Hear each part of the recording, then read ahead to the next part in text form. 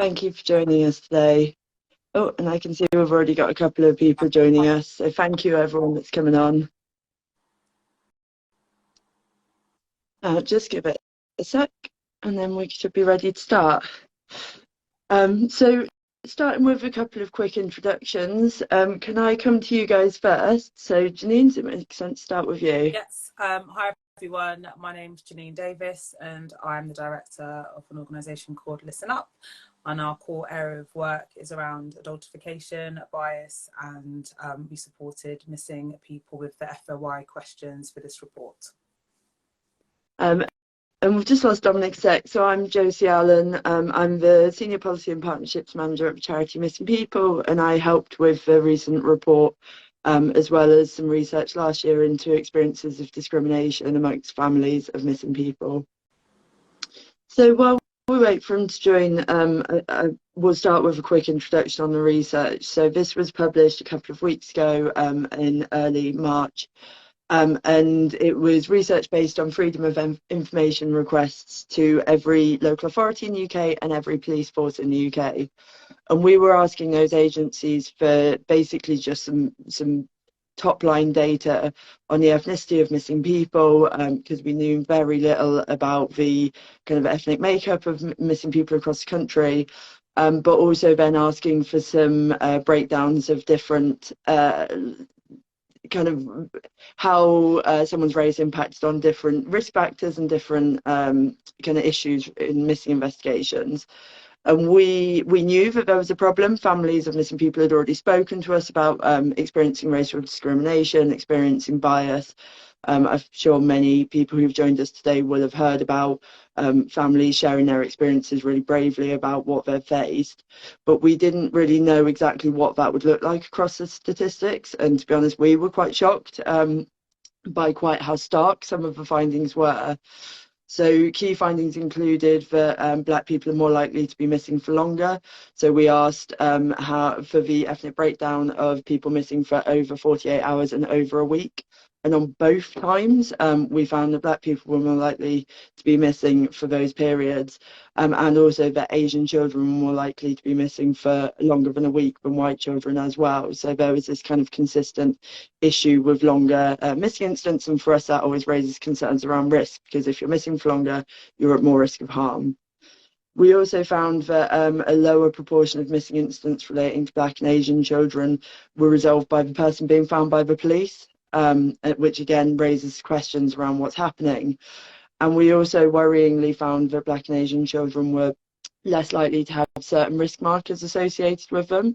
So whenever someone goes missing, the police will do a risk assessment, and they on their database will use certain markers to show what level of risk and whether there's any particular concerns.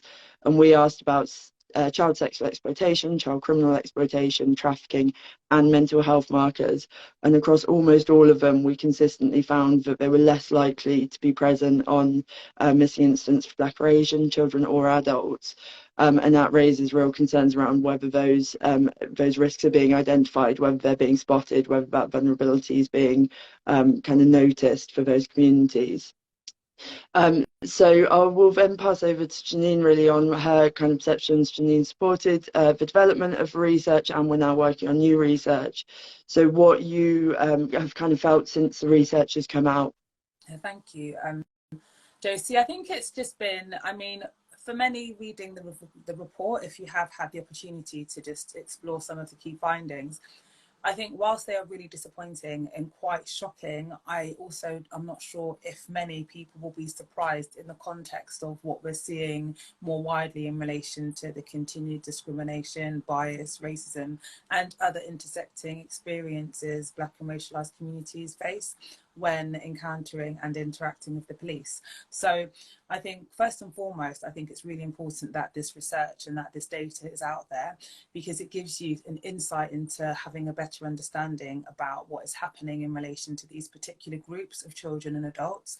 It also allows you to, I guess, question why is it that Black and Asian children are less likely to have, which I see as vulnerability indicators against their, you know, cases in comparison to white peers.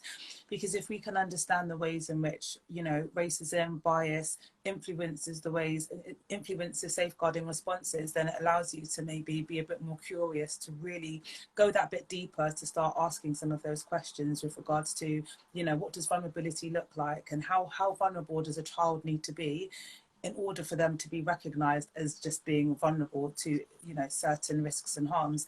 And the reality is, we know that all children are vulnerable, regardless of their identities, regardless of their ethnic backgrounds and any other aspect of their intersecting identities. But unfortunately, with these particular groups, they are less likely to be provided with the effective approach and responses we would like to see. And that's why my organisation, along with Missing People, are undertaking research looking at the experiences primarily in relation to Black children who go missing, because across both research areas, adults and children, Black care experience children in particular, were those who were coming up the most in terms of missing for longer periods, and where we really want to kind of start to question, you know, what is happening here. So it's quite concerning, but I'm hopeful that this additional research will at least give us a better narrative to better understand what the experiences are for Black children when they go missing. Thank you, and thank you again for joining us, Dominic. Can I just ask you to do a quick introduction? Yeah, sure. Can everybody hear me okay? Okay, yeah. Perfect. Hello, everybody. My name is Dominic Norton. I'm the founder of Missing Black People. Missing Black People is really a community-led organization that focuses on education, advocacy, and assisting missing people and Listen Up and other organizations with research and understanding more about the challenges and issues. Thank you. So we were just talking about sort of, since the report's come out, it's been a couple of weeks now, what everyone's feeling. Are you happy to share a bit? Yeah, I think Jahnine mentioned, and we've spoken with you numerous times about it. It really just highlights what we've already known. It's always important to have the data to inform policy, and really it's the only way policy changes can happen, with the data. If anyone's worked with politicians and the way that they enact change, you need the data, and there's been a huge gap in missing people data generally, but also missing Black people data. And really, especially the work Listen Up is doing, is really highlighting how big the gap is in the data, and really exposing lots of institutions, exposing the police, exposing local authorities, exposing education and social care. I think it's easy to seem like we're pointing the finger. I don't think we're really pointing the finger, but we are highlighting that a lot more can be done than what's currently being done. Yeah, absolutely, and I totally agree. We know that people in the community, people who've reported someone missing, already knew that there was disproportionality in the response, but actually it's really hard to action change without that data being available and without making it as stark as the report has. Yeah. We've started having a couple of questions. So one is asking whether this is just regarding Black and Asian or mixed race people as well. I helped with the methodology for the research, so we got basically the answer is yes, it includes mixed race people as well. The reason that we generally refer to Black and Asian people is because the data was quite inconsistent that we got from police forces and local authorities, so we had to kind of group some of the data together to make it meaningful. And we understand that there's a lot of problems with that experiences aren't homogenous amongst those groups, and it's a much too broad kind of brush to look at these really complex issues, but it was kind of necessary for this report.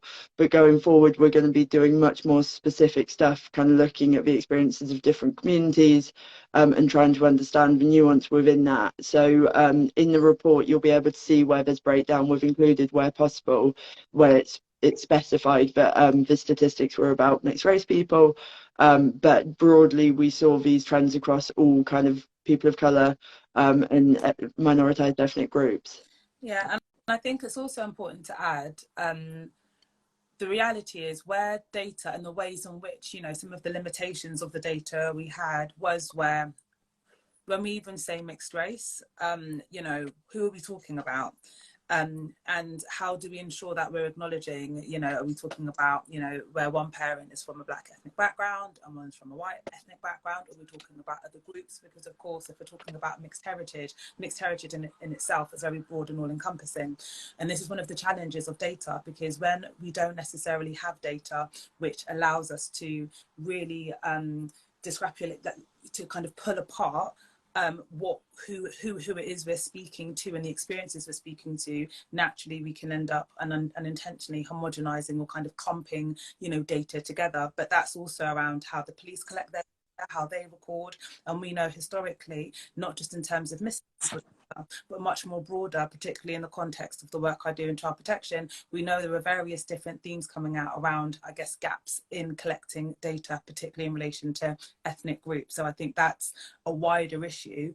But when we're, and as we continue to undertake this work for Listen Up, specifically focusing on Black children, we also want to ensure as best as possible we're not just, as you know, Josie said, just saying, oh, Black as this kind of homogenous, you know, experience and homogenous group, that we want to ensure we're able to really speak to various different individual diverse experiences, whilst acknowledging that there are going to be some commonalities as well. Thank you. So another question that someone's asked is, what can be done on an individual level to address racism in missing cases? And Dominic, I wondered if I could come to you, because I know you've worked directly with people who are trying to report someone missing, have reported someone missing, have even been reported missing themselves.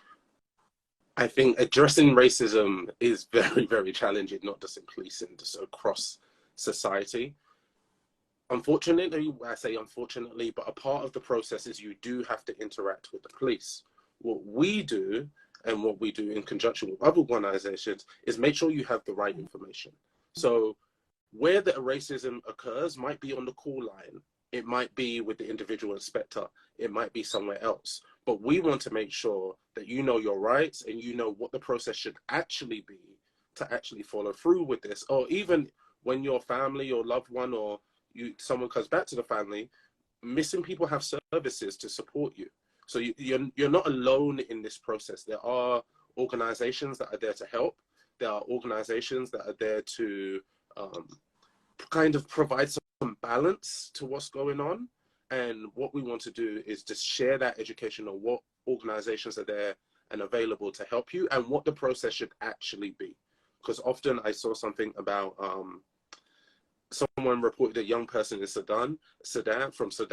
Like, the cases are so varied, but you do have to know what should the process actually be. And often you find sometimes the individual inspector doesn't actually know the process, or the unit from Newham to somewhere else, they might do things a little bit differently. How they do things in London to the rest of the UK might be done a little bit differently, but they do have a standardized process that is given to them. And it helps to know that standardized process, so you could always lean back on that. Yeah. And yeah, and we should, no, I was just gonna to add about, I guess, that question. It's a really difficult question to answer, because we know that racism isn't just individual. We know it's interpersonal, structural, you know, systemic, institutional, it's endemic. It's something which, you know, we know exists across all. I say we, I don't assume we, because I think actually, based on, you know, some of the more recent reports that have come out, there is still a lack of consideration or willingness to acknowledge institutional racism, and particularly within the Met. But I would say actually that's probably much broader. But the reason why I think it's important for us to really be able to name racism, because I think that question for me names some of the issues. And of course we can say there are going to be other issues which maybe intersect with racism. I think if we can just use this month as an example, over the past 3 weeks we have had the Casey review, which has highlighted the racism, homophobia and all other forms of discrimination within the Met. We then have, obviously prior to that, the Missing People report highlighting how adultification, which is a manifestation of racism based on Black children in particular, are less likely to be provided with an approach which focuses on a child welfare and a child-centered approach, due to assumptions that they are somehow more mature, more able, you know, just sometimes that actually they are the threat and they are the risk, and therefore they aren't provided with that child-centered approach or child welfare approach one would hope to see. Then in addition to that, more recently, just yesterday, we have the report from the Children's Commissioner, highlighting how Black children are more likely to experience strip search than any other group. Now, and that's across the UK. So if we can have the starting point, which is first and foremost to acknowledge that racism is an issue and a factor which consistently impacts on the ways in which Black and racialized communities experience various different systems, then it allows us to be a bit more courageous in thinking about the ways in which we can start to be more confronting around really ensuring that the police, health, education, other organisations are held more accountable, and particularly those who are so supposedly set up to, you know, safeguard and protect children, who in fact I would say actually produce and reproduce the harms, rather than actually safeguarding against, you know, them. Thank you. So it feels like there's a lot there for us to kind of actually do, and I think that's really important that there's action. So it's ensuring people understand their rights, ensuring that we as professionals are looking at whether people are getting the treatment we expect as a minimum standard, whether they're getting that response, but also as professionals starting to, we're so far beyond the question of is this racist, it's actually saying, okay, we know that these young people and adults might experience negative responses because systemic racism is there, so how do we actually start protecting from that, challenging it, having accountability? Is there anything like that you would want to see change in the short term, medium term and long term? I know we've spoken before about how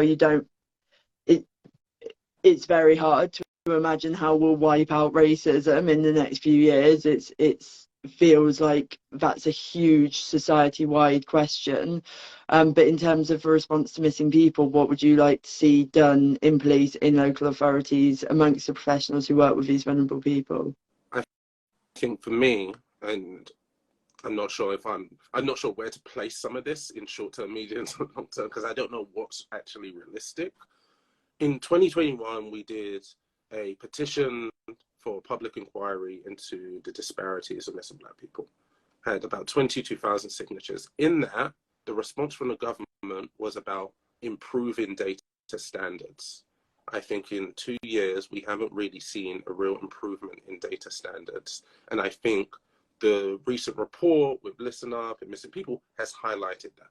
I think a lot of research is highlighting actually the disparities in the data, but there's no real initiatives from government or any associated institutions to say, hey, we need to find a way to systemize better data standards so we can improve outcomes. And to me, a part of I think some of this is a little bit intentional. If they don't record certain things, they can say, hey, we didn't know, even though you have all these people saying it.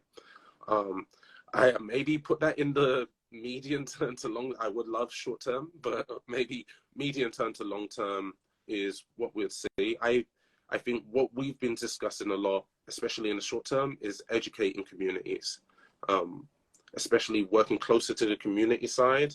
There's a lot of things that's just not known. We talk about the causes of missing, like broadly speaking, the causes of missing, including mental health, including family situations. It's really broad ranging, and obviously the community don't know that. So if you just watch the media, you might immediately think county lines, or you might immediately think abduction, because those are the stories that make the media. But there's so many more instances of why people go missing, and in the short term, I like a better initiative to educate how to help your community be safer, even if it was institutionalized, like the government understand, hey, we have a problem with missing generally, but especially missing with Black and Asian communities. We are going to start initiatives in school, and like there used to be, about how to be safe, not just for young people, but also for parents. Yeah. And I think I agree with everything Dominic shared, and to add to that, I would say there is something around, I guess, one, when we're undertaking these reviews and reports, who's actually able to really access the learning from these, and they tend to be very much aimed towards those within, you know, the professional spaces. It's not those parents and carers who are able to, one, understand what these experiences are, and to be able to know what they need to do or what support they can get if, you know, the kind of unthinkable happens and a child, young person goes missing. So there's something about how do we bring this learning to parents and carers, those on the ground. But there's also something wider in terms of ensuring that health, police, children's social care, who are the 3 statutory safeguarding partners in England, really are, one, understanding of what their role is as a statutory safeguarding partner.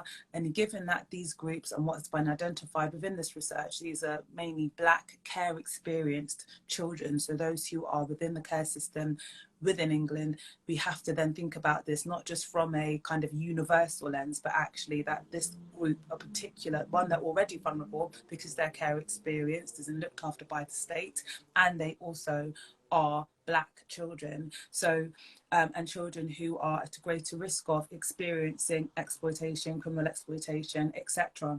So there is something from a safeguarding perspective. How are these various different safeguarding partners working together from a multi-agency capacity, as well as working with those who fall outside of the statutory safeguarding kind of space, education, voluntary sector, community organisations, the wider communities? How are they engaging with and working alongside as partners, as multi-agency partners, to ensure they really are focusing on those experiences and ensuring that they're providing a much more better, joined up and effective approach? What tends to happen is we have these individual, positions which we take, where education's over there doing one thing, health's over there doing another, police are doing something, who knows.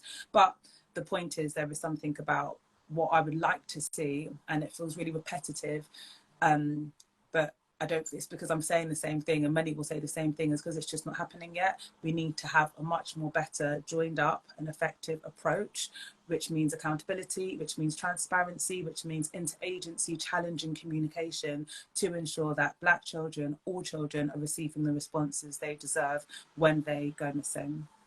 There's 2 interesting points here from what Jahnine has said. Even though, especially probably more so my work than Janine's work. My work focus primarily on Black communities. And that's the kind of perspective I talk from. But everything Jahnine has said is not just impacting Black communities. This is impacting all communities in the UK. And it's important in these discussions that even though our cultural perspective might be from the Black community's perspective, this is impacting everybody. The fact that when someone goes missing, there's not really a joint multi-agency approach is impacting every single community. And that often gets lost. But also in the UK, I think we have a challenge.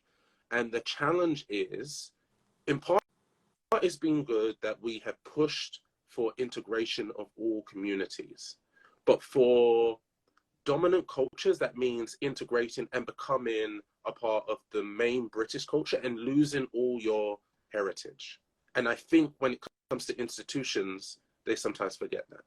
They said, yes, I'm British, but also I'm Jamaican too. And I have the Jamaican culture as well.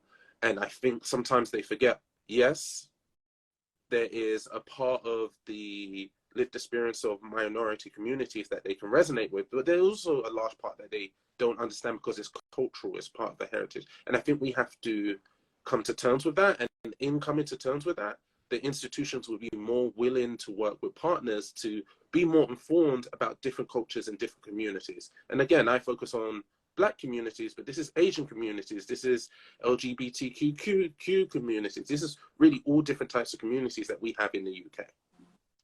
Yeah, and I guess that leads to one of the other recommendations from the report, is that we need more research, and we touched on it briefly earlier. But I think there's something about understanding how different, like, people from different heritages are kind of individually impacted by missing, whether the numbers are different depending on someone's background, ethnicity, heritage. But also, we know that Black people are disproportionately likely to be reported missing. The numbers are absolutely huge, and we don't know why the drivers are yet. And I think that's one of the most important bit of research to do.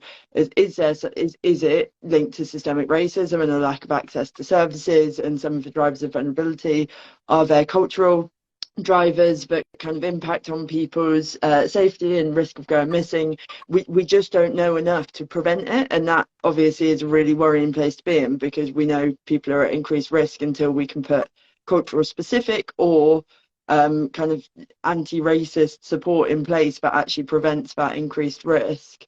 Have you got anything to add on kind of that disproportionality and I think it's really, what we know is it's happening? difficult, isn't it? Because on one hand, we're saying it could be, we need research and it could be all of these separate things. But if we understand intersectionality, and by that I mean if we can consider and, you know, acknowledge that you are not just, you know, me, just for example, I'm a black woman, but I'm not just a black woman, I'm black. Therefore, I experience racism. As a woman, I experience sexism. As a working class person, I experience classism. So if we can understand how all of those various different intersections come together, so not all of those experiences are one-off. They come together, they overlap, they interrelate, which means when we then think about the different challenges and issues people such as myself or others may encounter, there are multiple challenges and issues. I don't think it is just, we know it's not just one. And if, you know, from what we see in research, we know there are multiple issues in terms of whether it's social capital, poverty, institutional racism, and then the interpersonal, you know, racism, the structural racism. There are so many different harms in which we see play out for Black and racialized communities. It's very difficult. I think it will always be difficult to be able to say it's this one. I think it's going to be many. And I think we do at least have some research that can allow us to, you know, point to that and to kind of understand that. I just think the question for me is, why are we still here? Why are we, as I said, touching on those 3 reports we've had in 1 month alone, in the space of 3 weeks, all identifying and pointing to that Black children more than any group are continuing to experience these harms? You know, why are we still here? Yeah, I think we're going to have to finish in a minute, but I think that's such a powerful thing to end on. And I guess maybe there's an opportunity to talk about the research that we've got planned. Dominic, you're advising us on it, Jahnine's leading it, and how we are looking to try and start moving a little part of that conversation forward to action, rather than just continuing to find the same issues. Yeah, for sure. Are you happy to just give a brief intro to what Yes, we're doing? The research, it's focused on the experiences of missing Black children, where we'll be speaking directly with Black children who've gone missing. We'll also be speaking with parents and carers. I'm hoping to speak to parents and carers of missing Black children, as well as professionals. So we're really wanting to speak across the board to ensure that, as I said, this research is accessible. It's accessible to children in terms of understanding their rights and what to do if they're concerned or worried, but also for parents and carers, as well as ensuring that the professional space have recommendations and learning for them to take away to ensure that there is a better response to Black children when at risk of or going missing. And that research, and we look forward to sharing with you the findings when we have them. Thank you. And Dominic, just to end, at a recent meeting you spoke about the importance of that meeting the needs of people who are affected, not just professionals. Would you mind just giving me a quick insight into that? Yeah, so and it's challenging because Jahnine had mentioned 3 reports within the space of a month, maybe 2 months. Most communities don't even know what those reports are about. And because typically when research is done or reports are done, it is not for the average person in the UK to understand. And a lot of the things that are learned in reports are not necessarily translated into actionable things for the average person in the UK. So what we're trying to think about more is, okay, we learned all this really insightful things from the research. One, how do we communicate this to average communities? And how do we create action items for normal communities to be able to do, and in the case of what we're talking about, make their communities safer, make their families safer? Thank you. I'm really proud to be part of that research, and I hope that it will move us that little bit forward, saying actually we want to start empowering people to challenge and trying to create that change. Thank you both so much for joining today. It's been brilliant to have so many people on line as well, so thank you everyone that's come along. And if you've got any questions about research, feel free to always get in touch with us at Missing People, and we can pass those on to both partners. So thank you. Great to see you all. Bye. Bye. Bye. Bye.